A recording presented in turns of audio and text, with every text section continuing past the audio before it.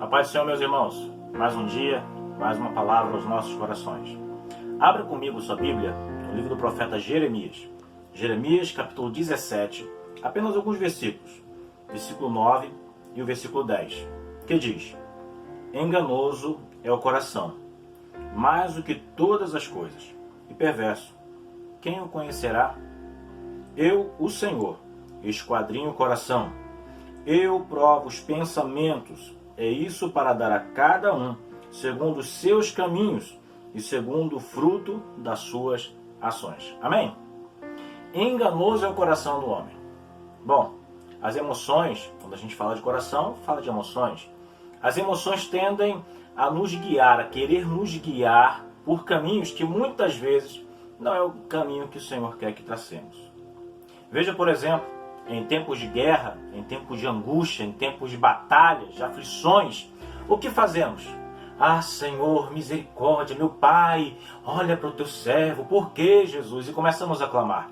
Clamamos não por conta do Senhor, mas clamamos por conta do medo da situação, por conta da aflição que nos rodeia.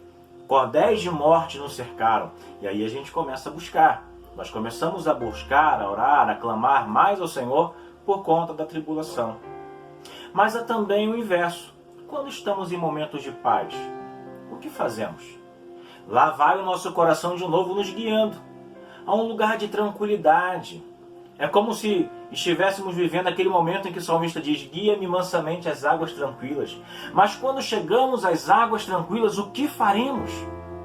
Quando estamos à beira daquele rio de águas tranquilas, ali saciando a nossa sede, pastos verdejantes, 1000 caíram ao nosso lado, 10.000 à nossa direita, nós saímos ileso. O que fazemos no momento de tranquilidade? Muitas vezes deixamos de lado a oração, deixamos do outro lado a busca pelo Senhor, a leitura pela palavra, deixamos tudo isso e começamos a nos distrair. É assim ou não é? E quando nós estamos, de certa forma, como alguém poderia dizer, de férias da igreja? Porque para muitos estar longe dos cultos, estar na sua casa, estar privado de sair, passou ou se tornou férias da igreja. Não pode ser assim. Precisamos também, nesse momento, entender qual é o propósito. Estar no propósito de Deus. Mas estar no propósito de Deus também implica em saber qual é o propósito dele.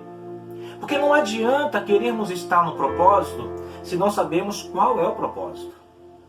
É preciso que nesse momento também, estar ausentes da igreja, estar longe da presença do Senhor, no sentido de estarmos na casa do Senhor, reunidos todos juntos, é preciso entender também nesse momento qual é o propósito de Deus para a nossa vida. Precisamos estar atentos. Há 2 ditados muito interessantes. Há um ditado que diz que o que vale é a intenção. Não, mas o que vale é a intenção. Reflita comigo sobre uma passagem. Há poucos dias eu falei sobre esse personagem bíblico e Deus me trouxe o entendimento de uma forma um pouco diferente. Pegue a história desse personagem. Imagine, eu vou contar essa história, a parte dessa história desse personagem para que você entenda. Um certo homem levantou-se e disse: olha, eu vou pregar o Evangelho. Eu vou sair da minha cidade, eu vou sair do lugar onde eu habito, eu vou pegar uma embarcação, vou atravessar para outro lado, e lá naquela cidade onde eu irei, eu vou pregar o Evangelho a todas as pessoas. Talvez você se emocione com isso.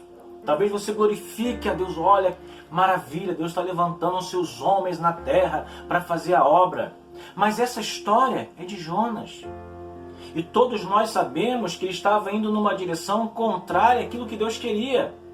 E pelo fato dele ir a uma direção contrária à que Deus queria, muita coisa estava acontecendo sobre a vida dele e sobre a vida daqueles que estavam com ele naquela embarcação.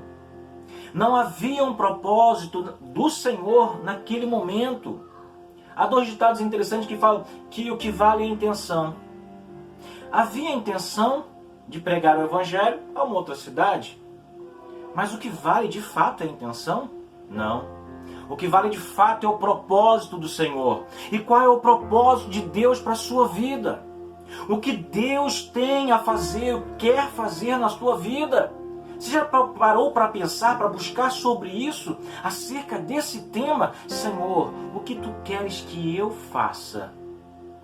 Meu amado, quando Paulo se converte ao Senhor, ele faz duas perguntas muito interessantes. A primeira é, quem tu és? Quando ele se encontra com o Senhor no caminho de Damasco, ele pergunta, quem tu és? E o que queres que eu faça? Somos especialistas em falar o que Deus deve fazer. Mas será que seríamos também especialistas em dizer, Senhor, eu preciso saber o que fazer, o que o Senhor quer que eu faça, qual é a tua vontade para que eu faça acontecer aquilo que o Senhor quer. Meu amado, não é o que vale a intenção, o que vale é o propósito de Deus, é estar na posição que o Senhor quer. E também há outro ditado que diz que de boas intenções o inferno está cheio. E é verdade, porque a intenção não basta. Nós devemos estar no centro da vontade de Deus, debaixo do propósito dele, na centralidade do seu querer, na centralidade da sua vontade, fazendo aquilo que lhe apraz, fazendo aquilo que ele quer. É isso que o Senhor quer. Mas para isso precisamos deixar de lado a emoção, porque não pode ser a emoção que nos guia. A emoção não pode nos guiar, nem a tempestade, a aflição, as angústias, porque muitas vezes isso nos leva a mover-se em uma direção e talvez não seja a direção que Deus quer.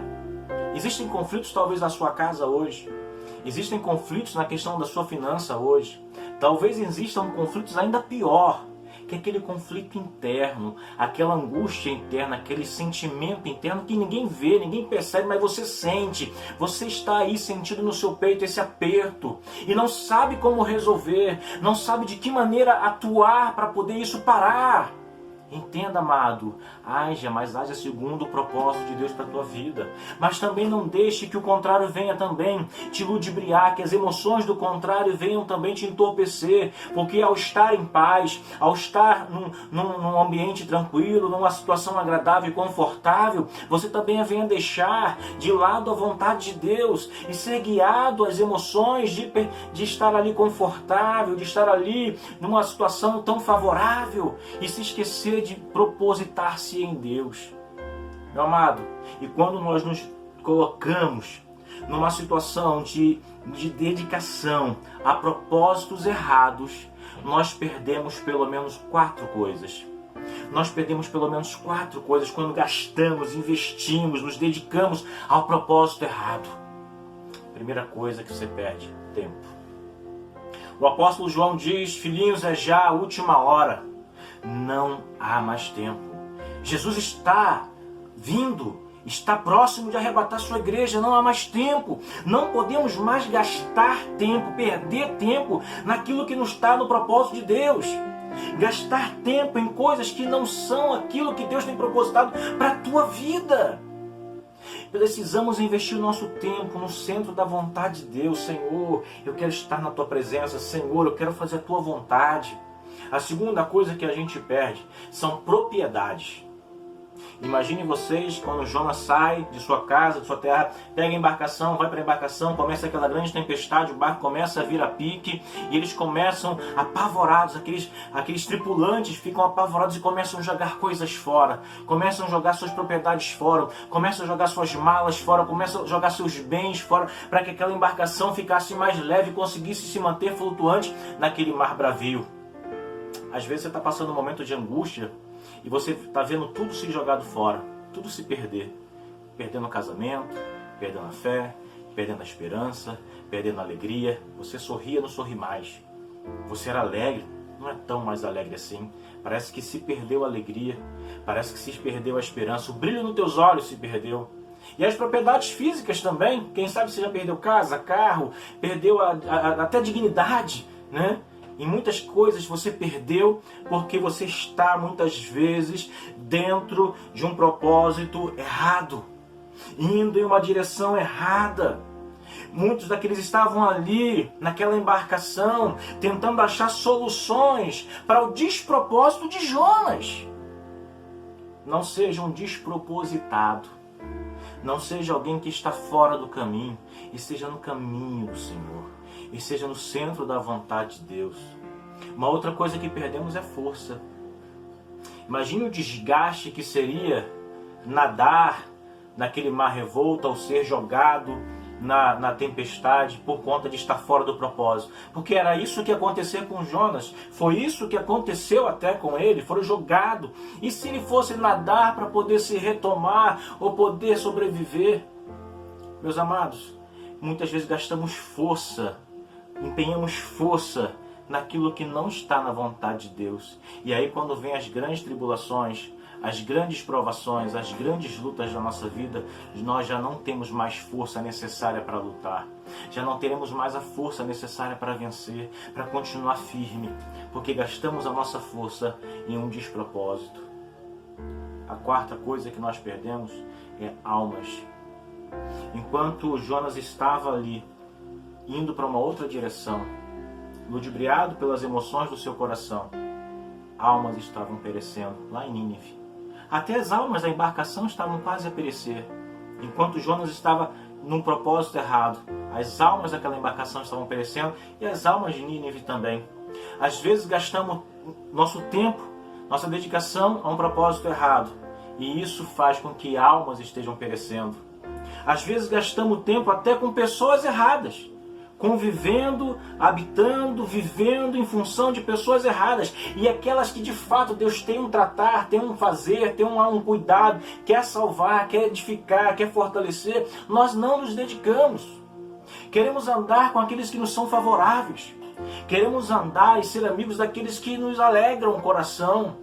Mas será que são esses que o Senhor quer? Talvez Deus queira te levar a Nínive, a um lugar diferente, a pessoas diferentes. E talvez você esteja gastando tempo com pessoas erradas. E o Senhor quer que você trate outras pessoas. Às vezes queremos gastar tempo com pessoas lá fora e esquecemos de tratar das pessoas que estão dentro com a gente, da nossa casa, do nosso lar, da nossa família. Meus amados, reflita nisso. Não perca seu tempo, não perca sua força, não perca suas propriedades. E não perca as almas que Deus colocar na sua vida. Que Deus em Cristo vos abençoe. Fique no propósito. Não seja seduzido pelas emoções. Que Deus em Cristo vos abençoe. Em nome do Senhor Jesus. Amém.